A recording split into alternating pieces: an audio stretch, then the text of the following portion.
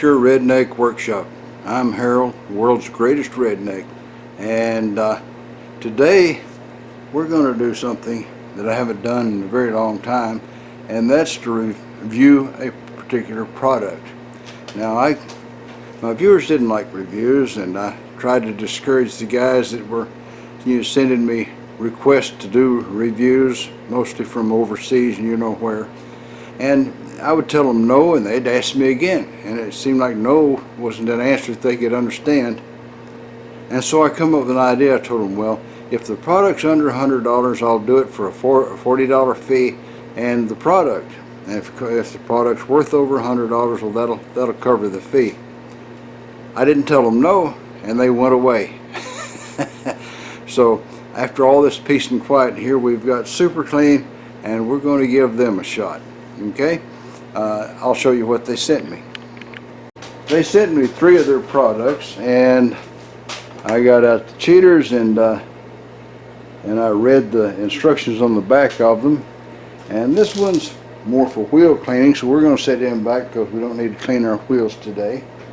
This one appears to be a spray-on of this manual spray-on, and we don't need I don't think I want to use the spray-on. I'll use the manual spray-on just because I want to. Alright? And when they wanted to send me this, I told them, well, you better send some good stuff, because I've got some really dirty things to clean, things that have been dirty for, decades. And they probably didn't really think I had something like that, but I do. I'll show you. Do you see all those gears? Those come from an old industrial milling machine that I bought back in the early 70s. And they are coated with grease and dirt and crud from laying down in the sump of that machine. And I don't know why I kept them. I threw them all in a bucket and I kept it, but after having that machine and moving it over to my house where I lived over in Pasadena, and then moving it from there to here, both times at great risk to my life and that of the onlookers, I decided the machine was just, I wasn't going to ever fix it. It was, it was just not going to work. So I hauled it off to a scrapyard, but I kept the gears. So that's what we're going to clean today. These gears that have been dirty and coated since at least the 70s. And of course, this was a really old industrial machine. So they've probably been that dirty since the 40s or 30s. Who knows? Decades. Alright, I read the instructions on the cans and bottles, and they said use protection for your hands and your eyes. These these gloves don't fit very good. These are the boss lady's gloves, and as you'd figure, her hands are probably a little bit smaller than mine. But I don't own any rubber gloves, so there you are. I squeezed them in there.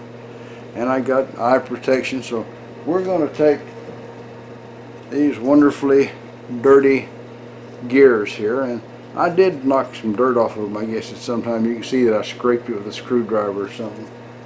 Yeah, I got this one here. Scraped him with a screwdriver, and I guess one gear, I don't need to clean 2 gears. I can find out just as much from cleaning 1 as 2. So we're going to take this one gear as the small one and set him aside and use the big dirty gear.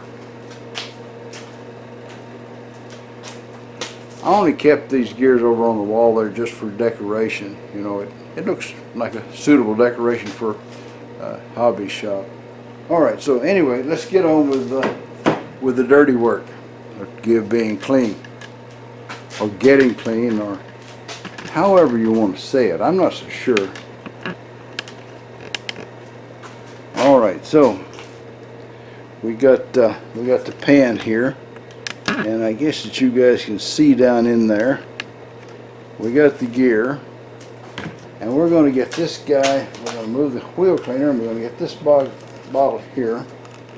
We're going to turn it to, I think that says spray, which is okay. And we're just going to spray this stuff all over that gear. Yeah, there you go. That's a stream. Let's turn around and see if the other side's yeah, there we go. I like that better. Alright. Roll it over and let's wet this gear down really good. And it says don't let it dry. So to clean it off before it dries.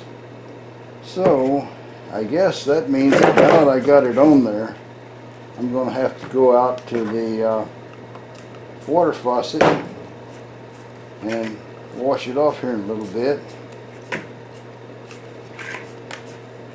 But I'm spraying this all in the teeth of this gear and all over the side, getting it really coated down with this cleaner.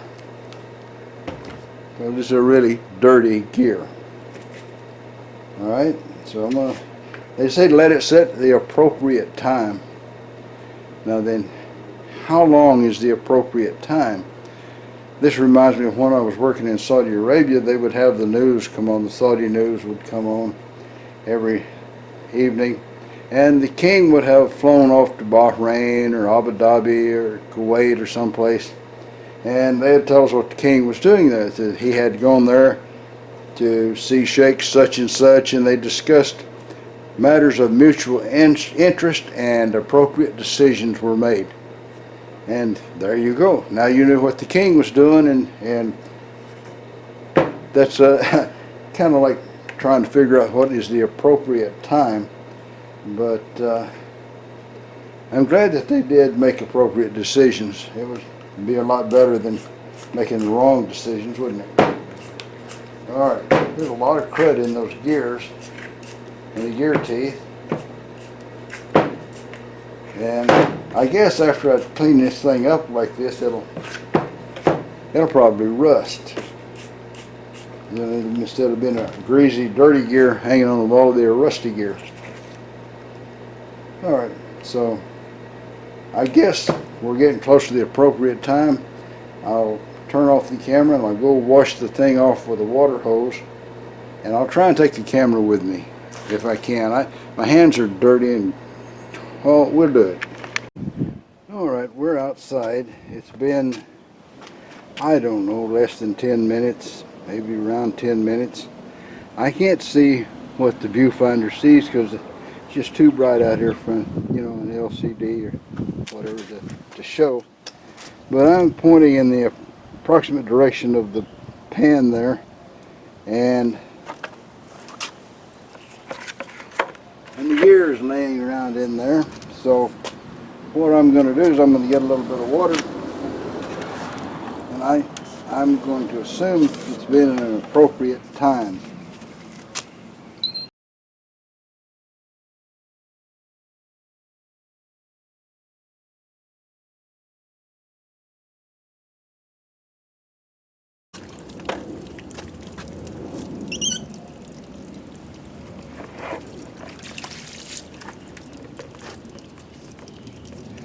Well, it did pretty good. There's a little lump of dirt right there. It didn't come off, and there's a little bit in the teeth. I didn't really clean those good, but you can see the teeth are looking shiny and metallic, except for where I didn't wash the stuff out good. So, tell you what I'm going to do. That's pretty encouraging. I'm going to go get the bottle and give her another shot, just for the heck of it, because I like it. Now, there, the camera's on. I thought it was, and it wasn't. Alright, so we'll spray a little more goody on this guy. Find that spot where I didn't clean the teeth good.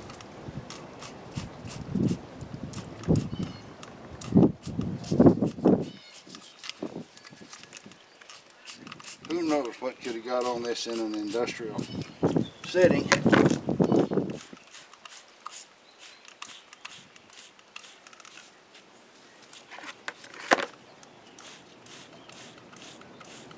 Now you can't say that's not wet enough, I don't think.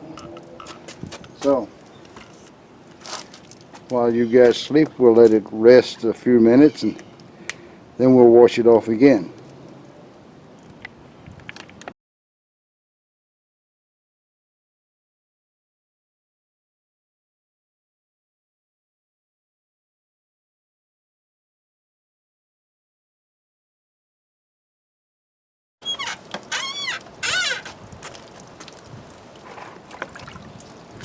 Alright, going on the assumption that when the water stays clear, I've got all the cleaner off. Then looks like it did a good job, except for that one spot. It's got something on that tooth that doesn't want to come off. And I'm hoping you guys can see this really well. It should be in the camera view, even though I can't see it. That's the trouble being outside. So we'll go back inside and give it a little look over.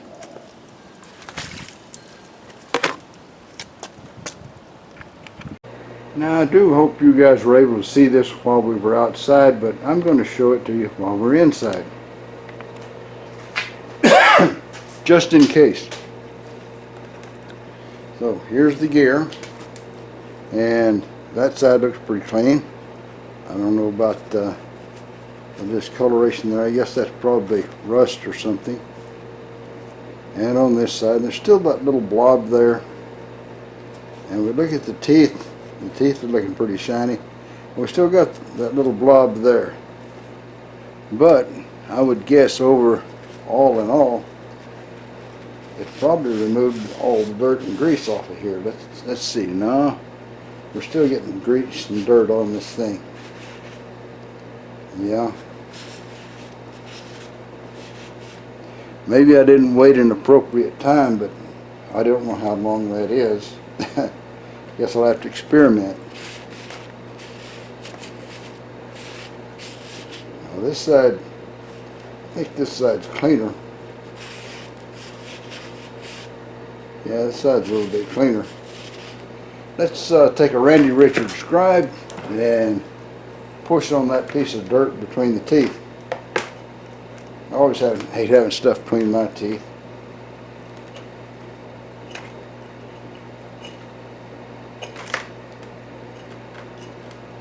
It was just a really heavy chunk of grease, I guess, but it didn't want to dissolve. Maybe it was too thick. So there you are. So you being a viewer and you haven't seen it, you can make your own decision about how clean it might have gotten and how easy that was to do. And I'm sure if I needed this any cleaner, I could go back and spray it 2 or 3 more times, and I bet it would come right down to clean metal. So I'm not going to do that right here, but I would say it's a safe assumption that a couple more treatments of that stuff would have it right down to absolutely no grease on it at all. So there you go. I guess now we got to go. Well, I don't know. Do you get a Bubba joke with a review or not? I don't know. Let me show you some of the stuff. They sent this to explain their product line and all kind of stuff. They have floor absorbent. I'd really like to have some of that because I get the floor all cruddy all the time. But they didn't send any. And here's all the places where you can buy their products, and they're all big name places that you guys go to. I know everybody goes to Walmart, and everybody goes to Lowe's, you know, and everybody buys from Amazon. You know, once you've paid for the free shipping, well, you get anything you want, huh? There you go. That's it, guys. The review's over. The other day I come across Bubba's Uncle Bubba, and there he was, homeless out on the side of the road, you know, one of those cardboard signs, you know, we'll thank you for money. You know, he ain't going to do no work, I don't think. But anyway, he was out there with the sign, you know, and I said, how did you get into this situation, you know? And he says, well, he says, up to last week, he said, I had everything. He said, I had it all. He said, I had plenty to eat, and my clothes were washed and pressed, and I had a roof over my head, I had TV and the internet, I went to the gym and the pool and the library. He said, I was working on my MBA online. And he said, I had no bills and no debt. He said, I even had full medical and dental coverage. And, you know, I sort of felt sorry for him. I said, well, what happened to you? Was it drugs or alcohol or divorce? What was it? Uncle Bubba says, no. He said, well, none of that. He says, I got out of prison.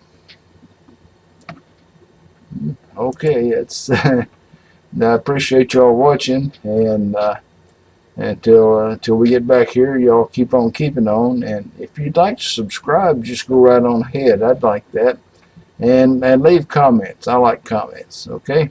Now, till later. See y'all around. Well, that's all, folks. Y'all try to subscribe if you're not already a subscriber.